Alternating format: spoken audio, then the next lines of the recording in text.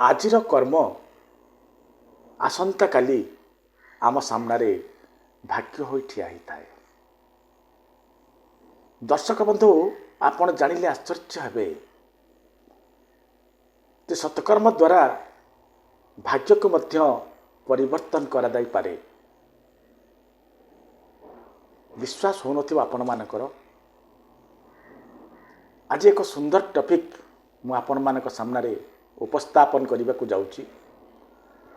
ଦୟାକରି ଶେଷ ପର୍ଯ୍ୟନ୍ତ ନିଶ୍ଚିତ ଶୁଣନ୍ତୁ ଏବଂ ଦେଖନ୍ତୁ କିପରି ଭାବରେ ମଣିଷ ନିଜର ସତ୍କର୍ମ ଦ୍ୱାରା ନିଜ ଭାଗ୍ୟକୁ ମଧ୍ୟ ପରିବର୍ତ୍ତନ କରିଦେଇପାରେ। ଗୋଟେ ଗାଁରେ ଜଣେ ସେଠ ଆଉ ସେଠାଣୀ ରହୁଥିଲେ। ତାଙ୍କର ଏକମାତ୍ର ପୁଅ ଥିଲା। ସେ ପୁଅଟି ପିଲାଟି ଦିନରୁ ଭଗବାନଙ୍କ ପ୍ରତି ଅନୁରକ୍ତ ଥିଲା। ଅତି ଗେଲବସର କାରଣରୁ ପିଲାଟିକୁ କିଛି କରିବାକୁ ଇଚ୍ଛା ହୁଏ ନାହିଁ। ଦିନେ ସେଠ ଆଉ ସେଠାଣୀ ପୁଅକୁ ଡାକି କହିଲେ, ପୁଅରେ, ତୁ ବେକାରଟାରେ ସମୟ ନଷ୍ଟ କରୁଛୁ, କିଛି ସତ୍କର୍ମ କର। ଭଗବାନଙ୍କ ଦୟାରୁ ଆମ ପାଖରେ ତ ସବୁ ଅଛି। ଏ ମଣିଷ ଜୀବନ ପାଇଛୁ, କିଛି ସତ୍କର୍ମ କରରେ ବାପା। ଏକଥା ଶୁଣିଲା ପରେ ପିଲାଟି ଚିନ୍ତା କରି କରି ଯାଉଛି। ହଠାତ୍ ଏକ ପ୍ରବଚନରୁ ତା କାନରେ ବାଜିଲା, ଜଳଦାନ ଠାରୁ ମହାପୁଣ୍ୟ ଏ ସଂସାରରେ କିଛି ନାହିଁ। ପିଲାଟି ବୟସ ଯେତେବେଳେ ଯୁବାବସ୍ଥା ହୋଇଯାଇଥାଏ, ପାଠଶାଠ ବି ପଢ଼ି ସାରିଥାଏ, ପିଲାଟି ଚିନ୍ତନ କଲା, ଏବେ ତ ଖରାଦିନ ଚାଲିଛି, ତାହେଲେ ମୁଁ ରାସ୍ତା କଡ଼ରେ ଜଳଦାନ କଲେ ଅସୁବିଧା କ'ଣ ଅଛି? ଏହା ଭାବି ପିଲାଟି ଏକ ଜଳଦାନ କେନ୍ଦ୍ର ପ୍ରତିଷ୍ଠା କରାଇଲା ଏବଂ ସେଇଠାରେ ରହି ପିଲାଟି କ'ଣ କଲା, ଯେତେ ବାଟୋଇ ଘାଟୋଇ ଆସୁଥିଲେ ସମସ୍ତଙ୍କୁ ଜଳଦାନ କରିବାକୁ ଲାଗିଲା। ଏମିତି କିଛି ଦିନ ଗଲା। ହଠାତ୍ ଦିନେ ପିଲାଟି ଦେଖିଲା, ଅନୁଭବ କଲା ଯେ ଅନେକ ଦିନ ହେଲା ମୁଁ ତ ଜଳଦାନ କରୁଛି, ଏ 4 ଜଣ ଲୋକ ସବୁଦିନ ମୋର ଜଳଦାନ କେନ୍ଦ୍ରକୁ ଆସୁଛନ୍ତି, ପାଣି ପିଉଛନ୍ତି, ଯାଉଛନ୍ତି। ଯେତେ ଲୋକ ପାଣି ପିଉଛନ୍ତି ପ୍ରାୟତଃ ସମସ୍ତଙ୍କୁ ମୁଁ ଅଳ୍ପ ବହୁତ ଜାଣିଛି, ଏମାନେ ସମସ୍ତେ ଆମ ଅଞ୍ଚଳର ଲୋକ। ହେଲେ ଏଇ 4 ଜଣ ଆଙ୍କୁ ତ ମୁଁ ଜାଣିପାରୁନାହିଁ, ଏମାନେ କିଏ? ଦିନେ ସେ ଯୁବକ ଜଣକ ସେ 4 ଜଣ ଅପରିଚିତ ଲୋକଙ୍କୁ ପ୍ରଶ୍ନ କଲା, ଯେତେବେଳେ କେହି ନଥାନ୍ତି, ଯେ ବନ୍ଧୁ, ଆପଣମାନଙ୍କୁ ମୁଁ ଗୋଟେ ପ୍ରଶ୍ନ ପଚାରିବି। ଆପଣମାନେ ତ ଆମ ଅଞ୍ଚଳର ନୁହନ୍ତି, ଏ ଆଖପାଖ ଅଞ୍ଚଳର ପ୍ରାୟତଃ ସବୁ ଲୋକଙ୍କୁ ମୁଁ ଚିହ୍ନିଛି। ଆପଣ ତ ଆମ ଅଞ୍ଚଳର ଲୋକ ନୁହନ୍ତି। ଆପଣ କେଉଁଠୁ ଆସୁଛନ୍ତି? ଆମ ଅଞ୍ଚଳରେ ଆପଣଙ୍କର କାମ କ'ଣ? ସେମାନେ କିଛି ସମୟ ପାଇଁ ନୀରବ ହେଲେ ସେ 4 ଜଣ। ଏହାପରେ ଯୁବକକୁ ପାଖକୁ ଡାକି କହିଲେ, ବନ୍ଧୁ, ତମେ ଆମକୁ ବନ୍ଧୁ ବୋଲି ସମ୍ବୋଧିତ କରିସାରିଛ, ସେଇଥିପାଇଁ ବନ୍ଧୁ ସାମ୍ନାରେ ତ ମିଛ କୁହାଯାଏ ନାହିଁ। କିନ୍ତୁ ଆମେ ଯେଉଁ ଧନ୍ଦାରେ ଅଛୁ ସେଠି ଏକଥା ପ୍ରକାଶ କରିବା ଉଚିତ ନୁହେଁ। ତଥାପି ଯେହେତୁ ତୁମକୁ ବନ୍ଧୁ ବୋଲି ଆମେ ଭାବି ସାରିଛୁ, ତେଣୁ ମିଛ କହିହେବ ନାହିଁ। ବନ୍ଧୁ, ପ୍ରକୃତରେ ଆମେ 4 ଜଣ ହେଉଛୁ ଯମଦୂତ। ଆମେ ତୁମ ଅଞ୍ଚଳକୁ ଏଇଥିପାଇଁ ଆସୁଛୁ ଯେ ଆମର କାମ ହେଲା ଜୀବ ମରିଗଲା ପରେ ତାର ଆତ୍ମାକୁ ନେଇ ଯମରାଜଙ୍କ ପାଖରେ ପହଞ୍ଚାଇବା। ଆପଣଙ୍କ ଅଞ୍ଚଳରେ ବା ତୁମ ଅଞ୍ଚଳରେ ବହୁତ ଲୋକ ମରୁଛନ୍ତି ଏବେ, ସେଇଥିପାଇଁ ଆମକୁ ପ୍ରାୟତଃ ପ୍ରତ୍ୟେକ ଦିନ ତୁମ ଅଞ୍ଚଳକୁ ଆସିବାକୁ ପଡ଼ୁଛି। ଯେତେବେଳେ ଯୁବକ ଜଣକ ଜାଣିଲା ଯେ ଏମାନେ ହେଉଛନ୍ତି ଯମଦୂତ, ପିଲାଟି ପ୍ରଶ୍ନ କରିଛି, ଯେ ବନ୍ଧୁ, ତୁମେ ଯେହେତୁ ଯମରାଜଙ୍କର ଅତି ଖାସ୍ ଲୋକ, ତୁମେମାନେ ତ ଜାଣିପାରିବ କାହାର ମୃତ୍ୟୁ କେତେବେଳେ ହେବ। ଯମଦୂତଗଣ କହିଲେ, ହଁ ଆମେ ଜାଣିପାରିବୁ, କାରଣ ଆମେ ସେଠି ଚାକିରି କରୁଛୁ, ଆମେ ଯାହା ଚାହିଁବୁ ଯମରାଜଙ୍କ ପାଖରୁ ଦେଖିପାରିବୁ।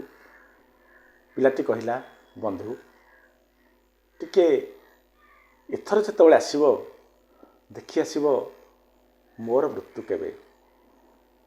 ଏହାପରେ ଯମଦୂତ 4 ଜଣ ଯାକ କହିଲେ, ବନ୍ଧୁ ଜଣେ ଲୋକକୁ ଯଦି ତା ମୃତ୍ୟୁ ଆଗୁଆ କୁହାଯାଏ ତାହେଲେ ତାର ମନୋବଳ ଭାଙ୍ଗିଯାଏ, ସେ ଆଉ ବାସ୍ତବିକ ରୂପରେ ବଞ୍ଚିପାରେ ନାହିଁ।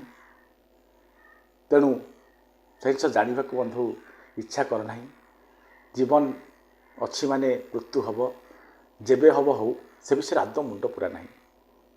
ପିଲାଟି କହିଲା, ସେ ଯୁବକ ଜଣକ, ଯେ ମୁଁ ବହୁତ ସାହସୀ ଲୋକ, ଯଦି ଜାଣେ ମୋ ମୃତ୍ୟୁ ଆସନ୍ନ ତଥାପି ବି ମୁଁ ମୋ ଧୈର୍ଯ୍ୟ ଭାଙ୍ଗିବି ନାହିଁ, ଏ କଥା ଦେଉଛି। ହେ ବନ୍ଧୁ ମୋତେ ଜାଣିବାକୁ ଇଚ୍ଛା ହେଉଛି ପ୍ରକୃତରେ ମୋର ମୃତ୍ୟୁ କେବେ। ଏହାପରେ ଯମଦୂତଗଣ କହିଲେ, ଠିକ୍ ଅଛି, ଯଦି ତୁମେ ଆମ କଥା ମାନୁନାହ ତାହେଲେ ଆମେ ଆମ ଯମରାଜଙ୍କ ପ୍ରୋଟୋକଲକୁ ଭାଙ୍ଗି ତୁମକୁ ବନ୍ଧୁ ହିସାବରେ ତୁମ ମୃତ୍ୟୁ ସମୟ କେମିତି ହେବ ଇତ୍ୟାଦି କଥା ନିଶ୍ଚିତ ଭାବରେ ଜଣାଇବୁ। କିନ୍ତୁ ହେ ବନ୍ଧୁ ସାବଧାନ, ଏ କଥା ତୁମ ଆଉ ଆମ ଛଡ଼ା ଯେମିତି କେହି ନ ଜାଣନ୍ତି, ପ୍ରକଟ କରିବା ଜିନିଷ ଇଏ ନୁହଁ। ଏହାପରେ ଯୁବକ ଜଣ କହିଲା, ଆପଣମାନେ ମୋ ଉପରେ ଏତିକି ଭରସା ରଖନ୍ତୁ, ଜୀବନର କୌଣସି ହାଲତରେ ବି ମୁଁ ଏକଥା କାହାରିକୁ କହିବି ନାହିଁ। ଏହାପରେ 2-3 ଦିନ ପରେ ପୁଣି এই 4 ଜଣ ଯମଦୂତ ଆସି ପହଞ୍ଚିଲେ। ଏ ଯୁବକ ତ ତାଙ୍କ ସହିତ ବନ୍ଧୁତା କରିସାରିଥିଲା। ଯୁବକ ଜଣକ ପଚାରିଲା, ବନ୍ଧୁ କ'ଣ ଖବର? ଯେତେବେଳେ 4 ଜଣ ଯାକ ଯମଦୂତ ଆସିଛନ୍ତି, 4 ଜଣଙ୍କ ମୁହଁରେ ହସ ନାହିଁ, 4 ଜଣ ଯାକ ଉଦାସ, ସମସ୍ତଙ୍କ ଆଖିରେ ଲୁହ। ଯେତେବେଳେ ଯୁବକ ପ୍ରଶ୍ନ କରିଛି ଯେ ମୋର ମୃତ୍ୟୁ କେବେ, ଦୟାକରି କୁହନ୍ତୁ, କେମିତି ହେବ ମୋତେ କୁହନ୍ତୁ, ମୋର ଭାରି ଉତ୍କଣ୍ଠା ହେଉଛି। ସେତେବେଳେ 4 ଜଣ ଯାକ ଯମଦୂତ ଖୁବ୍ ଜୋରେ କାନ୍ଦିଛନ୍ତି। କହିଛନ୍ତି, ବନ୍ଧୁ ତୁମର ମୃତ୍ୟୁ ଆସନ୍ନ, ତୁମର ବିବାହ ହେବ, ବିବାହ ପରେ ତୁମ ଘରର ଭୋଜିଭାତ ସରିବ, ତୁମେ ଯାଉଥିବ ତୁମ ସ୍ତ୍ରୀକୁ ଦେଖା କରିବା ପାଇଁ, ଉପର ଘରେ ତୁମ ରହୁଥିବ। ଯେତେବେଳେ ଯାଉଥିବ ସ୍ତ୍ରୀକୁ ଦେଖା କରିବା ପାଇଁ ପାହାଚରେ, ଠିକ୍ ସିଡ଼ିର ମଝିରେ ହେଇଥିବ ଗୋଟେ ସାପ ଦଂଶିବ ଏବଂ ସେ ଦଂଶନରେ ତୁମର ମୃତ୍ୟୁ ହେବ। ଏହା ତୁମ ଭାଗ୍ୟର ଲେଖା ଅଛି। ଭାଗ୍ୟର ଲେଖା କେବେ ଅନ୍ୟଥା ହୁଏ ନାହିଁ।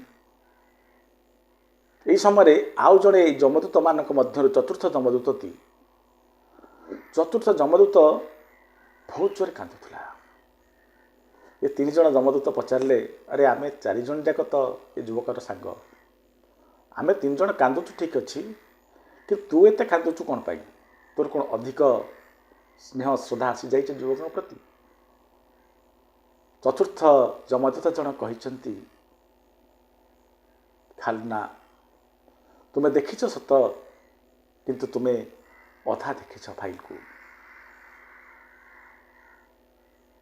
ଯେଉଁ ଲେଖା ହେଇଛି ଯେ ସ୍ତ୍ରୀ ପାଖକୁ ଯାଉଥିବ ଏ ଯୁବକ ବା ବନ୍ଧୁ ଆମର, ସାପଟିଏ କାମୁଡ଼ିବ ଏବଂ ତାର ମୃତ୍ୟୁ ହେବ, ସ୍ତ୍ରୀର ଦର୍ଶନ କରିପାରିବ ନାହିଁ, ଏକଥା ତୁମେ ଦେଖିଛ ଠିକ୍ ଅଛି। ମୁଁ ଆଉ ପାଦେ ଆଗକୁ ଯାଇ ଦେଖିଛି ଯେ ଯମରାଜଙ୍କ ଦରବାରରେ ସେ ସାପର ଭୂମିକା ମୋ ପରି ଅଭାଗାକୁ ଲିଭେଇବାକୁ ପଡ଼ିବ। ଯେଉଁ ବନ୍ଧୁ ମୋତେ ପାଣି ଦେଇଥିଲା, ମୋ ତୃଷା ମେଣ୍ଟେଇଥିଲା, ସେଇ ବନ୍ଧୁକୁ ଦଂଶନ କରିବାକୁ ସାପ ରୂପରେ ମୁଁ ଆସିବି। ବନ୍ଧୁଦ୍ରୋହୀ ମୁଁ ହେବି, ହେଲେ ମୋତେ ସେ କର୍ମ କରିବାକୁ ପଡ଼ିବ, କାରଣ ବିଧିର ବିଧାନ, ମୁଁ ଯମରାଜଙ୍କ ପାଖରେ ଚାକିରି କରିଛି, ଚାକିରିର ବନ୍ଧନରେ ବନ୍ଧା ଅଛି। ମୁଁ ଚାହିଁଲେ ବି ମୁଁ ଯମରାଜକୁ ମନା କରିପାରିବି ନାହିଁ ମୋତେ ଦଂଶନ କରିବାକୁ ପଡ଼ିବ ମୋର ବନ୍ଧୁଙ୍କୁ ଏବଂ ମୋର ଦଂଶନ ପାଇଁ ହିଁ ମୋ ମୃତ୍ୟୁ ହେବ ମୋ ବନ୍ଧୁର ଏବଂ ମୃତ୍ୟୁର କାରଣ ମୁଁ ହେବି। ସେଇଥିପାଇଁ ମୋତେ ବେଶୀ କାନ୍ଦ ଲାଗୁଛି ବନ୍ଧୁ, ଆଉ କିଛି କଥା ନାହିଁ। ଯୁବକ ଜଣକ କହିଲେ, ବନ୍ଧୁ ଯଦି ମରିବାର ଅଛି ତ ମରିବି, ତମେ ନ ଆସିଲେ ବି ଆଉ କେହି ତ ସାପ ରୂପରେ ଆସି ମୋତେ ମାରିଥାନ୍ତା। ମୋର ପରମ ସୌଭାଗ୍ୟ ହେବ ଯଦି ମୋ ବନ୍ଧୁ ହାତରେ ମରେ। ତେଣୁ ମନ ଊଣା କର ନାହିଁ, ତୁମ ଧର୍ମ ତୁମେ ରକ୍ଷା କର। ବନ୍ଧୁ ଆମ ବନ୍ଧୁତା ସେମିତି ଥାଉ। ବନ୍ଧୁତାର ଦ୍ୱାହି ଦେଇ ତୁମେ କର୍ତ୍ତବ୍ୟରେ ଅବହେଳା କେବେ କରିବାକୁ ଚିନ୍ତା କର ନାହିଁ। ଯାହା ହେବାର ଥିବ ଦେଖାଯିବ। ଯୁବକର ଏ କଥା ଶୁଣି ଏ 4 ଯମଦୂତମାନେ କଥା ହେଲେ ଯେ ବନ୍ଧୁ ଯମରାଜଙ୍କ ନିୟମ ତ ଏଇଆ କହୁଛି, ଆମେ ତୁମକୁ ଗୋଟେ ଉପଦେଶ ଦେଉଛୁ, ଆମ କଥା ରଖିବ। ଯମରାଜଙ୍କ ଫାଇଲ କହେ ତୁମର ବିବାହର ଦିନ ଯେଉଁଦିନ ଭୋଜି ହେଉଥିବ ତୁମ ସ୍ତ୍ରୀ ଉପରେ ଥିବେ, ଅପେକ୍ଷା କରିଥିବେ ତୁମକୁ, ତୁମେ ଗଲାବେଳେ ଘଟଣା ଘଟିବ। ଯଦି ତୁମେ ବିବାହ ନ କର ତାହେଲେ ଆମେ ଭାବୁଛୁ ତୁମେ ମୃତ୍ୟୁକୁ ଏଡ଼ାଇ ଦେଇପାରିବ। ତେଣୁ ବନ୍ଧୁ ଆମ କଥା ରଖ, କେବେ ବିବାହ କରିବାକୁ ରାଜି ହୁଅ ନାହିଁ, ବିବାହ କର ନାହିଁ। ତାହେଲେ ଯାଇ ତୁମେ ଅନେକ ଦିନ ବଞ୍ଚିପାରିବ।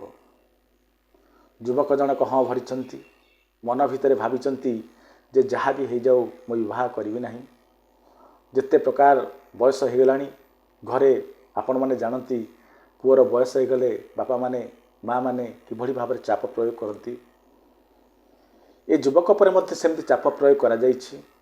ଯୁବକ ଯେତେ ପାରିଛି ସେତେ ଟାଳିଛି, କାରଣ ସେ ଜାଣିଛି ବିବାହ ହେଲେ ମୃତ୍ୟୁ ନିଶ୍ଚିତ। ଯମଦୂତଗଣ କହିଛନ୍ତି ଏ କଥା କାହାକୁ ପ୍ରକାଶ କରିବ ନାହିଁ। ତେଣୁ ଏ ଦୁଃଖ ନା ସେ କାହାକୁ କହିପାରୁଛି ନା କାହାକୁ ଦେଖାଇ ପାରୁଛି ନିଜର ମନର ବ୍ୟଥାକୁ। ଏମିତି ଅବସ୍ଥାରେ ଯୁବକଟି ଅଛି। ଟାଳି ଚାଲିଛି, ତାର 6 ମାସ ଯାଇଛି। ଦିନେ ମା ବାପା ବସି କଥୋପକଥନ କରୁଛନ୍ତି ପରସ୍ପର ଭିତରେ। ଏଇଥରକ ପୁଅକୁ କହିବା ଯଦି ସେ ବିବାହ ନ କଲା ତାହେଲେ ଆମେ ଆତ୍ମହତ୍ୟା କରିବା। ଅନେକ ଲୋକ ଅନେକ କଥା କହୁଛନ୍ତି। ସେଠାଣି ହିସାବରେ ଆମ ପାଖରେ କ'ଣ ନାହିଁ, ହେଲେ ଆମେ ଏତେ ହତଭାଗା ଯେ ଆମେ ଆମ ପିଲାର ବିବାହ କରିପାରୁନେ। ଲୋକମାନଙ୍କର କଥା ଆଉ ସହି ହେଉନାହିଁ। ତେଣୁ ଥରଟିଏ ମାତ୍ର ପ୍ରୟାସ କରିବା। ଯଦି ଏଥରକ ପୁଅ ମନା କଲା ବିବାହ କରିବାକୁ ତାହେଲେ ଆମେ 2 ଜଣ ଯାକ ଆତ୍ମହତ୍ୟା କରିବା। ପୁଅର କାନରେ ଏ କଥା ବାଜିଛି। ପୁଅ ଚିନ୍ତା କରିଛି, ମୁଁ ମୋ ଜୀବନ ବଞ୍ଚାଇବାକୁ ଯଦି ଚାହିଁବି, ବାପା ମାଆଙ୍କ ଜୀବନ ଯିବ, ତାହେଲେ ମୁଁ କି ପୁଅ? ମୋର ମରିବାର ଅଛି ତ ମୁଁ ମରିବି, ହେଲେ ପିତାମାତାଙ୍କୁ ମୋ ଆଖି ସାମ୍ନାରେ ମରିବାକୁ ଦେବି ନାହିଁ, ମୋ କାରଣରୁ ମରିବାକୁ ଦେବି ନାହିଁ। ଏମିତି ଚିନ୍ତା କରିଛି ପୁଅଟି। ଯେତେବେଳେ ବାପା ମା କହିଛନ୍ତି ବିବାହ କଥା, ଜାଣି ମଧ୍ୟ ବିବାହ କଲେ ମୋର ମୃତ୍ୟୁ ହେବ, ପୁଅଟି ରାଜି ହୋଇଯାଇଛି ବାପା ମାଙ୍କ କଥାରେ। ଗୋଟେ ସୁନ୍ଦର ଝିଅ ଦେଖି, ଗୁଣବତୀ ସୁନ୍ଦରୀ ଶିକ୍ଷିତା କନ୍ୟାଟିଏ ଦେଖି ବିବାହ ସ୍ଥିର ହୋଇଛି। ପିଲାଟିର ବିବାହ ହୋଇଯାଇଛି, ଯୁବକର ବିବାହ ହୋଇଯାଇଛି। ଚତୁର୍ଥୀ ଆସିଛି। ଭୋଜି ଭାତରେ ସାରା ଗାଁ ଭାସୁଛି, ଆନନ୍ଦ ଉତ୍ସବ ଚାଲିଛି। ପିଲାଟି ନା ଖୁସି ହୋଇପାରୁଛି ନା ଦୁଃଖୀ ହୋଇପାରୁଛି। ଏଣେ ବିବାହ କରୁଛି, ନ ହସିଲେ ଲୋକ ଖରାପ ଭାବିବେ। ଯଦି ଆଖିରେ 2 ଟୋପା ଲୁହ ଗଡ଼େଇ ଦେଲା ସମସ୍ତେ ଜାଣିବେ ଯେ ବିବାହଘରରେ ମୁଁ ଖୁସି ନାହିଁ, ମୋତେ ଜବରଦସ୍ତି ବିବାହ କରାଯାଇଛି, ବିବାହଘରର ମାହୋଲ ଖରାପ ହେବ। ତେଣୁ ଜଣେ ଜୋକର ଭଳି ଅନ୍ତରରେ କୋହ, ମୁହଁରେ ହସ ନେଇ ସମସ୍ତଙ୍କ ସହିତ କରମର୍ଦ୍ଦନ କରୁଛି ଏ ପୁଅଟି, ଯୁବକଟି। କିନ୍ତୁ ମନ ଭିତରେ ଅଛି ଆଜି ରାତି ହେଉଛି ମୋର ଶେଷ ରାତି। କ'ଣ କରିବ? ଏମିତି ସମୟ ଅତିକ୍ରାନ୍ତ ହୋଇଛି। ଭୋଜି ସରିଯାଇଛି। ସମସ୍ତେ ବନ୍ଧୁବାନ୍ଧବ ବିଦା ହୋଇସାରିଛନ୍ତି। ବର୍ତ୍ତମାନ ସମୟ ହେଉଛି 11:40। ମଧ୍ୟରାତ୍ରିରେ ପିଲାଟି ମରିବ। 20 ମିନିଟ୍ ହାତରେ ଦେଖିଦେଲା ଘଣ୍ଟା ପିଲାଟି ଆସିଗଲା ସମୟ, ଚାହୁଁଛି ଟିକେ ସ୍ତ୍ରୀର ମୁଖ ଦେଖିଦିଏ, କାଳେ ମୋ ଭାଗ୍ୟକୁ ମୋ ବନ୍ଧୁ ନଥିବ କି ମୋତେ ଦଂଶନ କରିବା ପାଇଁ, ସାପ ନଥିବ ଦଂଶନ କରିବା ପାଇଁ। ଏମିତି ଭାବି ପୁଅଟି ଯୁବକ ଜଣକ ଯାଉଛି ଉପରକୁ। ସ୍ତ୍ରୀ ପ୍ରତୀକ୍ଷାରତ, ହାତରେ ବନ୍ଦାପନା ଥାଳି ଧରିଛି, ସ୍ୱାମୀଙ୍କ ପାଇଁ ଭୁରି ଭୁରି ଖାଦ୍ୟ ରଖିଛି, ଧରିଛି, ଠିଆ ହେଇଛି। ସ୍ୱାମୀ ଆସିଲେ ବନ୍ଦେଇବି ଏବଂ ଭୁରି ଭୁରି ଖାଦ୍ୟ ଯେଉଁ ହେଇଛି ଆମ ଭୋଜିର, ସ୍ୱାମୀକୁ ଖୁଆଇବି। ପ୍ରଥମ ଦର୍ଶନ କରିବି ମୋ ସ୍ୱାମୀଙ୍କ ମୁଖକୁ, ଦୁଇ ପଦ କଥା ହେବି, ପ୍ରଥମ ମିଳନ ହେବ ମୋ ସ୍ୱାମୀଙ୍କ ସହ। ଏମିତି ଅନେକ ଆଶା, ଅନେକ ଉତ୍ସାହ ସହିତ ନବାଗତା ବଧୂଟି ଅପେକ୍ଷା କରିଛି ନିଜ ଘରର ଦ୍ୱାର ଦେଶରେ। ପିଲାଟି ଆଗକୁ ଆଗକୁ ଯାଉଛି। ଯୁବକ ଜଣକ, ମନେ ଅଛି ସେଇ ପୁରୁଣା କଥା। ଆଜି ରାତି ଠିକ୍ ମଝିରେ, ସିଡ଼ିର ମଝିରେ ସାପ ଥିବ। 1 2 3 4 5 ପାହାଚ ଡେଇଁ ଯେତେବେଳେ 6ଠ ପାହାଚରେ ପହଞ୍ଚିଛି, ଯୁବକଟି ଦେଖୁଛି ପ୍ରକୃତରେ ସାପ ଠିଆ ହେଇଛି।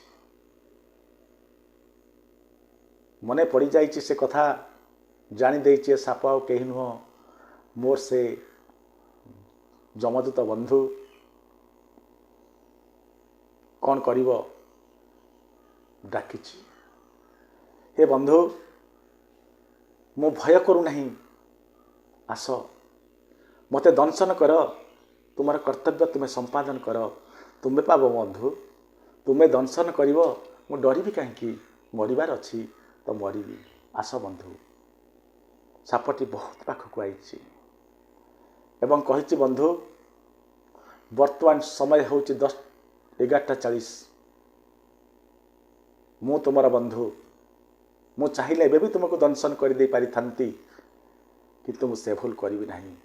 କାରଣ ମୁଁ ଯଦି ଏବେ ଦଂଶନ କରିବି ତାହେଲେ ଆହୁରି 20 ମିନିଟ୍, ଅର୍ଥାତ୍ ଠିକ୍ 12ଟା ବେଳେ ତୁମର ଜୀବନ ଯିବ। ମୋର ବିଷ ସାଧାରଣ ବିଷ ନୁହେଁ ବନ୍ଧୁ। ଏବେ ତୁମକୁ ଦଂଶନ କଲେ ତୁମେ ଯେଉଁ 20 ମିନିଟ୍ କାଳ ଛଟପଟ ହେବ, ଯେଉଁ କଷ୍ଟ ପାଇବ, ବନ୍ଧୁ ହିସାବରେ ମୁଁ ତାକୁ ଦେଖିପାରିବି ନାହିଁ। କର୍ତ୍ତବ୍ୟ କରିବାକୁ ଆସିଛି ତ ମୁଁ କର୍ତ୍ତବ୍ୟ ନିଶ୍ଚିତ କରିବି, କାରଣ ମୁଁ କର୍ତ୍ତବ୍ୟ ବାହାରକୁ ଯାଇପାରିବି ନାହିଁ। ହେଲେ ମୋ ବନ୍ଧୁକୁ ମୁଁ ସେତିକି ବେଳେ ମାରିବି ଯେତିକି ବେଳେ ମୋ ବନ୍ଧୁକୁ ବେଶୀ କଷ୍ଟ ହେବ ନାହିଁ। ମାରିବା ସାଙ୍ଗେ ସାଙ୍ଗେ ତାର ଜୀବନ ଚାଲିଯିବ। ଅର୍ଥାତ୍ ଠିକ୍ 12ଟା ବେଳେ ମୁଁ ତୁମକୁ ଦଂଶନ କରିବି ଏବଂ ଠିକ୍ 12ଟା ବେଳେ ହିଁ ତୁମେ ମରିବ। କାରଣ ମୋର ଗୋଟିଏ ଚୋଟ ପରେ ତୁମେ ଆଉ ଦେଖିପାରିବ ନାହିଁ ବାହାର ଦୁନିଆକୁ। ତେଣୁ ଏ 20 ମିନିଟ୍ ପର୍ଯ୍ୟନ୍ତ ଆମେ ଦୁଇ ବନ୍ଧୁ ଚାଲ କିଛି କଥା ହେବା। ଏହାପରେ ଦୁଇ ବନ୍ଧୁ ଯମରାଜଙ୍କ ଯେଉଁ ଯମଦୂତ ସାପ ବେଶରେ ଆସିଥିଲେ ସିଏ ଆଉ ଯୁବକ ଜଣକ, ଦୁଇ ଜଣ ବସି କଥାବାର୍ତ୍ତା ହେଉଛନ୍ତି। ଯେଉଁ ଉପରେ ଥିଲେ ସ୍ତ୍ରୀ ଲୋକ ଜଣକ, ନବାଗତ ବଧୂ ଜଣକ, ସ୍ୱାମୀ ଆସିବା ଡେରି ହେବାରୁ ବାହାରକୁ ଆସି ଉଙ୍କି ମାରି ଯେତେବେଳେ ପହଞ୍ଚି ଯାଇଛି, ଏ ଦୁଇ ଜଣଙ୍କ କଥାକୁ ଶୁଣି ନେଇଛି। ଯେତେବେଳେ ଶୁଣି ନେଇଛି, କ'ଣ ଚିନ୍ତା କରିଥିବ ଭାବନ୍ତୁ। ନବାଗତ ବଧୂ ଅନେକ ଉତ୍ସାହ, ଅନେକ ଉଦ୍ଦୀପନା ସହ ଅପେକ୍ଷା କରିଛି ନିଜ ପତିକୁ। ଶୁଣୁଛି ଯେ ନିଜ ସ୍ୱାମୀ କଥା ହେଉଛନ୍ତି କାଳ ସହିତ। କ'ଣ କଥା ହେଉଛନ୍ତି? ଯେ 12ଟା ବେଳେ ଜୀବନ ଯିବ, ଏ କଥା ଜାଣିସାରିଛି ସେ ମହିଳା ଜଣକ, ନବାଗତ ବଧୂ ଜଣକ। ଚିନ୍ତା କରୁଛି, ସ୍ୱାମୀର ହାତରୁ ସିନ୍ଦୁର ପିନ୍ଧିବା ପୂର୍ବରୁ ମୋ ମୁଣ୍ଡର ସିନ୍ଦୁର ଲିଭିଯିବ। ହେ ଭଗବାନ, ମୁଁ କି ଭୁଲ କରିଥିଲି? କେଉଁ ଭୁଲ ପାଇଁ ମୋତେ ଦଣ୍ଡ ଦେଉଛ ତୁମେ? ଏମିତି ଚିନ୍ତା କରୁଛି। ସେମିତି ଥାଳକୁ ଧରି ଷ୍ଟାଚ୍ୟୁ ହୋଇ ଠିଆ ହେଇଛି ଦ୍ୱାର ମୁହଁରେ। ଜାଣିଛି ମୁଁ ଯେତେ ଅପେକ୍ଷା କଲେ ମଧ୍ୟ ମୋ ସ୍ୱାମୀ ଆସିବେନି, କି ମୁଁ ତାଙ୍କୁ ଦର୍ଶନ ବି କରିପାରିବି ନାହିଁ, କାରଣ ଜଗିକି ବସିଛି କାଳ ସେଠି। ସାଧାରଣ ସାପ ହେଇଥିଲେ ହୁଏତ ମୁଁ କାହାକୁ କହିଥାନ୍ତି ମୋ ସ୍ୱାମୀକୁ ବଞ୍ଚାଇଥାନ୍ତା, କିନ୍ତୁ ଇଏ ତ କାଳ, ଏପଟେ ନହେଲେ ସେପଟେ ମାରିବେ, ତେଣୁ ବଞ୍ଚାଇ ଲାଭ କ'ଣ? ଚିନ୍ତା କରୁଛି। ଆଖିରୁ ଧାର ଧାର ଲୁହ, ତଥାପି ଅପେକ୍ଷା କରି ଚାଲିଛି ଏ ନବଗତ ବଧୂ ଜଣକ। ଏହି ସମୟରେ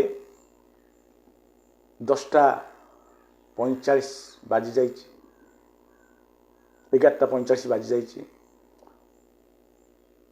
ସେତେବେଳେ ଏ ସାପବେଶୀ ବନ୍ଧୁ ଜଣକ କହିଛନ୍ତି ଯେ ବନ୍ଧୁ, ମଣିଷ ଜୀବନ ବଡ଼ ଦୁର୍ଲଭ, ଆମେ କଥୋପକଥନରେ ସମୟ ନଷ୍ଟ କରିବା ନାହିଁ। ଆଉ ଅଳ୍ପ ସମୟ ପରେ ବନ୍ଧୁ ତୁମେ ଚାଲିଯିବ। ତୁମେ ଯେତିକି ସମୟ ହାତରେ ଅଛି ତୁମେ ଭଗବାନଙ୍କ ନାମ ନିଅ, ତୁମେ ନାମ କୀର୍ତ୍ତନ କର, ମୁଁ ଶୁଣେ। ତୁମେ ଯେତିକି ସମୟ ବଞ୍ଚିଛ ଭଗବାନଙ୍କ ପାଇଁ ସମୟ ଦିଅ। ଯେତେବେଳେ ସାପ ମୁହଁରୁ ଏକଥା ଶୁଣିଛନ୍ତି, ଏ ଯୁବକ ଜଣକ ରାମ ନାମ କୀର୍ତ୍ତନ କରିଛନ୍ତି ଏବଂ ସାପ ବସି ଶୁଣୁଛନ୍ତି, ଉଭୟ କୀର୍ତ୍ତନରେ ବ୍ୟସ୍ତ ଅଛନ୍ତି। ଏମିତି ଗଡ଼ି ଗଡ଼ି ସମୟ ହେଇଯାଇଛି 11:50 ଆଉ 10 ମିନିଟ୍ର ବ୍ୟବଧାନ। ଏହି ସମୟରେ ଏକ ଘଟଣା ଘଟିଛି। ସେଇ ଗାଁର ଅନତି ଦୂରରେ ଗୋଟେ ଗାଁ, ଯେଉଁଠିକି ଜଣେ ବୁଢ଼ା ବାପଟିଏ, ଆଉ କେହି ତାର ନାହାନ୍ତି, ଝିଅଟି ଗର୍ଭବତୀ ଅଛି। ତାକୁ ବାପା ଆଣି ପାଖରେ ରଖିଛନ୍ତି। ଗରିବ ପରିବାର, ତଥାପି ଝିଅକୁ ଆଣି ରଖିଛନ୍ତି, କାରଣ ଝିଅ ପିଲାପିଲି ଜନ୍ମ କରିବାକୁ ଯାଉଛି। ଶେଷ ସମୟ, ପିଲାର ଜନ୍ମ କରିବାର ସମୟ ଆସି ପହଞ୍ଚିଗଲାଣି। ରାତି ତ ଅନେକ ହେଲାଣି। ଏହି ସମୟରେ ପ୍ରସବ ଯନ୍ତ୍ରଣା ହେଇଛି ସେଇ ଯେଉଁ ଝିଅଟି ବାପାକୁ କହିଛି, ବାପା ମୋତେ ବହୁତ କଷ୍ଟ ହେଉଛି। ବାପା ଜାଣିଯାଇଛନ୍ତି ଯେ ଝିଅ ମୋର ପ୍ରସବ ବେଦନା ପାଉଛି। କିଛି ସମୟ ପରେ ପିଲାଟିଏ ଜନ୍ମ କରିଛି ଏଇ ଯେଉଁ ବୁଢ଼ା ମଉସାଙ୍କର ଝିଅଟି। ଏବଂ ଯେତେବେଳେ ପିଲା ଜନ୍ମ କରିସାରିଛି ଚିତ୍କାର କରିଛି, ବାପା ପିଲା ଜନ୍ମ ସିନା କରିଦେଲି, ମୋତେ ଭୋକ ପ୍ରବଳ, ଭାରି କଷ୍ଟ ହେଉଛି ବାବା। ଯଦି ତୁମେ ମୋତେ ଖାଇବାକୁ ନଦେଲ ଏଇକ୍ଷଣି, ତାହେଲେ ହୁଏତ ମୋ ଜୀବନ ଚାଲିଯିବ। ଯେତେବେଳେ ଏକଥା କହିଛନ୍ତି, ବୁଢ଼ା ଲୋକ ଏ ଚିନ୍ତା କରିଛନ୍ତି ଯେ ଘରେ ତ କିଛି ନାହିଁ, ରୋଷେଇ କରିବା ମୋତେ ତ ଜଣା ନାହିଁ, ଏତେ ରାତିରେ ମୁଁ କେଉଁଠୁ ଖାଇବାକୁ ଆଣିବି ମା? ଝିଅଟି କହିଛି, ବାପା ତମେ କେଉଁଠୁ ଆଣିବ, କେମିତି ଆଣିବ ମୁଁ ଜାଣିନାହିଁ। ଯଦି ଅଳ୍ପ ସମୟ ଭିତରେ ମୋତେ ଖାଦ୍ୟ ଦିଆ ନଯାଏ, ତାହେଲେ ବାପା ହୁଏତ ତୁମ ଝିଅ ମରିଯିବ। ବୁଢ଼ାଟି ବ୍ୟସ୍ତ ବିବ୍ରତ ହୋଇ ଅନେକ ଲୋକଙ୍କ ଘରକୁ ଯାଇଛି, କବାଟରେ ହାତ ମାରିବାକୁ ଚେଷ୍ଟା କରୁଛି। ପୁଣି ଭାବୁଛି, ଏତେ ରାତିରେ ମୁଁ ଡାକିବି, ଲୋକ ଗାଳି ଦେବେନି ତ? ଏମିତି ଚିନ୍ତା କରି କରି କାହାର କବାଟ ବାଡ଼େଇଛି, କାହାର କବାଟ ବାଡ଼େଇନି। ଏମିତି ଅବସ୍ଥାରେ ସେ ଗୁଡ଼ାଏ ଘର ବୁଲିଛି, ହେଲେ ଖାଦ୍ୟ ଟିକେ ମିଳିନାହିଁ। ଇଆଡ଼େ ମନେ ପଡ଼ୁଛି ବୁଢ଼ା ମଉସାର ଯେ ମୋ ଛୁଆଟି, ମୋ ଝିଅ ସେଠି ମରିଯିବ ଖାଇବା ନ ମିଳିଲେ। ଏହି ସମୟରେ ଏଇ ଯେଉଁ ସେଟ୍ଙ୍କ ଘରର ଯେଉଁ ରାସ୍ତା ଯାଇଛି, ସେ ରାସ୍ତା ଉପରେ ଠିଆ ହେଇ ଏ ବୁଢ଼ା ମଉସା ଜଣକ ଚିତ୍କାର କରିଛି, କେହି ଅଛ, କେହି ଅଛ? ମୋ ଝିଅ ଭୋକରେ ଆଉଟୁ ପାଉଟୁ ହେଉଛି, ଆଉ ଅଳ୍ପ ସମୟ ଭିତରେ ଖାଦ୍ୟ ନଦେଲେ ହୁଏତ ସେ ମରିଯାଇପାରେ। କେହି ଦୟାକରି ମୋତେ ଟିକେ ଖାଦ୍ୟ ଦେବ, କେହି ମୋ ଝିଅର ଜୀବନ ବଞ୍ଚେଇ ପାରିବ? ଏମିତି ଚିତ୍କାର କରୁଛି ବୁଢ଼ା ମଉସା ଜଣକ। ଏ କଥା ଯାଇ ବାଜିଛି ଅପେକ୍ଷାରତ ନବାଗତ ବଧୂର କାନରେ। ନବାଗତ ବଧୂଟି ଚିନ୍ତା କରିଛି, ସ୍ୱାମୀଙ୍କୁ ମୁଁ ଦେଖିବି ସେ ଭରସା ନାହିଁ, ଖାଦ୍ୟ ମୋ ହାତରେ ଅଛି, ମୁଁ ଏତେ ଅଭାଗିନୀ, ଏ ଖାଦ୍ୟ ତ ମୋ ସ୍ୱାମୀକୁ ଦେଇପାରିବି ନାହିଁ। ଯଦି ଏ ଖାଦ୍ୟ ସେ ବୁଢ଼ା ମଉସା ହାତରେ ଦିଆଯାଏ, ତାହେଲେ ହୁଏତ ସେ ତାଙ୍କ ଝିଅକୁ ବଞ୍ଚାଇ ପାରନ୍ତେ। ଏହା ଭାବି ବୋଉଟି କ'ଣ କରିଛି, ଘରର ଅନ୍ୟ ସିଢ଼ି ବାଟ ଦେଇ ରାସ୍ତା ଉପରକୁ ଆସିଛି। ବୁଢ଼ା ମଉସାଙ୍କ ହାତରେ ଧରେଇ ଦେଇଛି ଗୁଡ଼ାଏ ଖାଦ୍ୟ ଥିବା ବିଭିନ୍ନ ସୁସ୍ୱାଦୁ ଖାଦ୍ୟକୁ। ବୁଢ଼ା ମଉସା ଦୌଡ଼ି ଦୌଡ଼ି ଯାଇଛନ୍ତି, ପହଞ୍ଚି ଯାଇଛନ୍ତି ଝିଅ ପାଖରେ। ଝିଅ ଆରାମରେ ଖାଇସାରିଛି। ଯେତେବେଳେ ଖିଆ ସରିଛି, ଆଶ୍ୱସ୍ତ ହେଇଛି, ପଚାରିଛି, ବାପା ଏତେ ସୁନ୍ଦର ଖାଦ୍ୟ ତୁମେ କେଉଁଠୁ ଆଣିଲ? ବୁଢ଼ା ମଉସା କହିଛନ୍ତି, ମାରେ ମୁଁ ଚିହ୍ନି ନାହିଁ, ଜାଣି ନାହିଁ ତାଙ୍କୁ, ହେଲେ କେବଳ ଏତିକି ଜାଣିଛି ନବାଗତ ବଧୂଟିଏ ସେ ଆସି ଏ ଖାଦ୍ୟ ମୋତେ ଦେଇଗଲେ। ଏ ଝିଅଟି କହିଛି, ଯେଉଁ ମା ଯେ ଛୁଆ ଜନ୍ମ କରିଥିଲା, ଯେ ଆମେ ତ ଗରିବ ଲୋକ, ନା ଧନ ଅଛି ନା କିଛି ଅଛି ଦେଇ ତାଙ୍କର ଦାନକୁ ପ୍ରତିଦାନ, ତା ଦାନର ପ୍ରତିଦାନ ଦେବାକୁ। ହେଲେ ବାପା, ଆଜି ଏ ଭୋକିଲା ମାଟିଏ ଆଜି ତାକୁ ଆଶୀର୍ବାଦ ଦେଉଛି, ଯିଏ ବି ଏ ଖାଦ୍ୟ ଦେଇଛନ୍ତି ତାଙ୍କୁ ତ ଆମେ ଚିହ୍ନିନେ କି ଜାଣିନେ, ତଥାପି ଯେହେତୁ ସେ ଖାଦ୍ୟ ଦେଇ ଦୁଇଟା ଜୀବନ ବଞ୍ଚାଇଛନ୍ତି ମୋତେ ଏବଂ ମୋ ପିଲାକୁ, ସେଥିପାଇଁ ସେ ନବାଗତ ବଧୂଙ୍କର ଶଙ୍ଖା ସିନ୍ଦୁର ସେମିତି ଝଟକୁ ଥାଉ, ସେ ସୌଭାଗ୍ୟବତୀ ହୁଅନ୍ତୁ, ସେ ସୌଭାଗ୍ୟବତୀ ହୁଅନ୍ତୁ। ଏତିକି କଥା କହିଲା ବେଳକୁ ସମୟ ଠିକ୍ 12ଟା ବାଜିଯାଇଛି। ଏବେ ଘଣ୍ଟା ଦେଖିଛି, ଯୁବକ ଜଣକ କହିଲା, ବନ୍ଧୁ 12ଟା ବାଜିଗଲା, ଆସ ତୁମ କର୍ତ୍ତବ୍ୟ ତୁମେ କର ଏବଂ ମୋତେ ମୋ ବାଟରେ ଯିବାକୁ ଦିଅ, ମୋତେ ମୃତ୍ୟୁ ଦିଅ। ମୁଁ ତୁମକୁ ଆମନ୍ତ୍ରଣ କରୁଛି ବନ୍ଧୁ, ଆସ ତୁମ କର୍ତ୍ତବ୍ୟରେ ଅବହେଳା କର ନାହିଁ। 12ଟା ବାଜିଗଲା, ସାପ ଆସିଛି, ଟେକିଛି ଫଣା, ମାରିଛି ଚୋଟ। ଯୁବକ ସେମିତି ହସୁଛି। ସାପକୁ ପଚାରିଛି ଯୁବକ, ବନ୍ଧୁ ବୋଲି କ'ଣ ତୁମେ ବିଷ ଛାଡ଼ୁନା କି ବନ୍ଧୁ? ତୁମେ ପା କହୁଥିଲ ଗୋଟେ ଚୋଟରେ ମୋର ମୃତ୍ୟୁ ହେବ ବୋଲି, କାହିଁ ମୃତ୍ୟୁ ତ ହେଲାନି? ସାପ କହିଛି, ବନ୍ଧୁ ଯେତେ ସେ ବିଷ ଥିଲା ସବୁ ବିଷ ମୁଁ ଛାଡ଼ି ଦେଇଛି ତୁମ ଦେହରେ, କାରଣ ମୁଁ ତୁମକୁ କଷ୍ଟ ଦେଇ ବଞ୍ଚି ରହିବାକୁ ଚାହୁଁନାହିଁ, କାରଣ ମୁଁ ଜାଣିଛି ତୁମକୁ ମରିବାକୁ ପଡ଼ିବ। ସବୁ ବିଷ ଛାଡ଼ି ଦେଇଛି, ତଥାପି ତୁମେ ମରିନାଅ। ଠିକ୍ ଅଛି, ମୁଁ ଆଉ ଥରେ ଦେଖେ।